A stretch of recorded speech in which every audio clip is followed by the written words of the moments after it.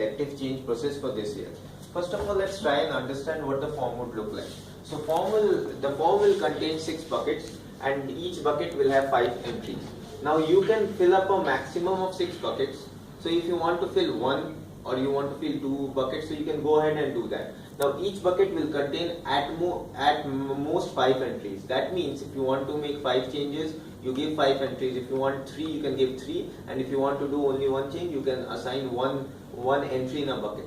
Now there are 2 things that we need to understand. First, what is an entry and what is a bucket. So let us first understand what an entry is. So any entry inside a bucket will look something like this. For instance, let's look at a BM example here. So if I want to leave FAPC and take management banking instead, then one of my entries in the bucket will look like this. A similar entry for BM could be CONB replaced by pricing management. So this is how all the entries in the bucket would look. Let's take an example of HR again. So HR would be, if you want to leave Gen and take up diversity, you can make one entry such as this. Now, a bucket can have more than one entry. What does that mean? If a bucket has more than one, let's say it has 2 or 3 entries, then what happens is that either all the changes inside the bucket get assigned to you or none of them will be assigned to you. So basically, let's look at an example here. Let's say I have created a bucket with 2 entries.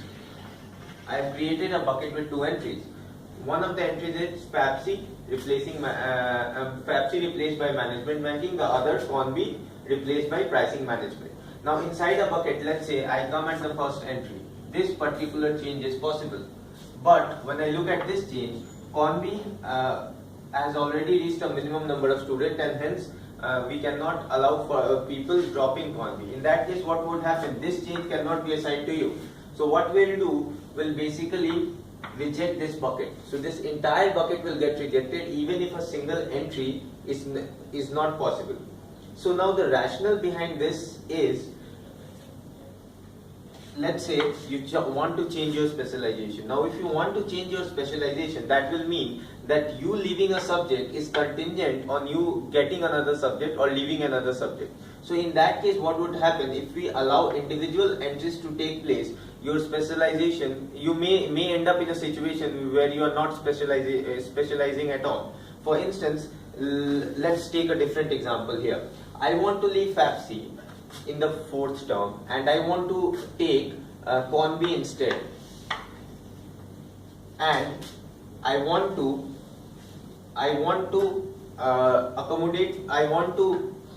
basically in the 6th term I want to complete my fin specialization in the 6th term by taking corporate taxation. I want to leave, let's say, Sarat Sarin's business strategy marketing or business marketing course, and I want to take corporate tax. So in that case, if we allow individual entries to take place, let's assume a situation where this entry gets assigned to you, but this one gets rejected. So if you assign a part of the bucket to you, what will happen? You will end up not specializing in finance, which you did not want to do. That is why we have created buckets wherein you put all the entries that are contingent on each other.